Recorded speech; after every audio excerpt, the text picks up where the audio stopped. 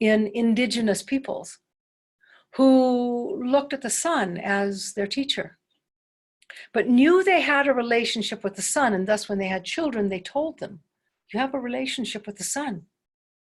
That sun is, or all these stars, those stars gave a type of dust that came together in your body.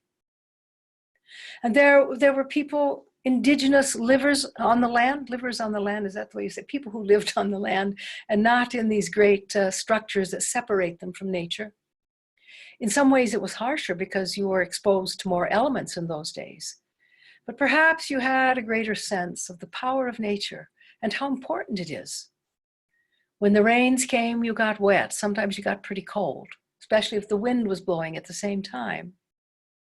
When the sun came in certain areas, you got very hot and maybe dehydrated and fell unconscious in a desert. And if someone didn't find you, you died there.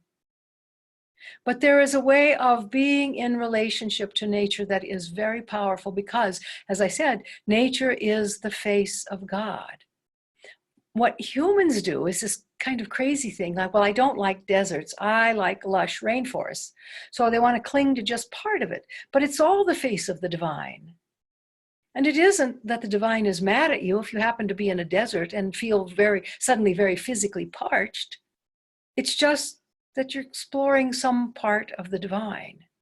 So the important thing is, I think people have to be willing to give up their comforts, because it is all the things that makes life in the modern age so comfortable that destroys the earth. Plastic makes everything very convenient, doesn't it? It's easy, it's on everything, it's cheap to manufacture. So you use it. Everybody does. And that's one part of it. But there are other parts too, like all the air conditioning that releases agents into the air that contributes to the deterioration of the ozone. And so that's gotten some better, but it's still a problem. And yet you're comfortable. You like your heat in the winter, you like your cooling in the summer. And who could blame you? It does make life easier to live. People live longer and so on. But you have to realize, and this is in your mind, or perhaps it's in consciousness that your mind is trying to grasp, and that is that you have to realize yourself in a different reality. You see, here, everything is so dualistic that it seems as if humans get what they want, the earth can't. And people have just accepted that, if they think about it at all. But it's the same way when you think about even in sports, you know, if I win, you have to lose. Or if you win, that means I lose. This whole dualistic way of looking at life really has to be revamped. But the mind, and I'm talking about not only your individual minds, but the collective mind is so entrenched in saying, this is the way it is. I'm over here, you're over there, and we can't change that. And they forget what the importance of the space in between, because that space is the relationship.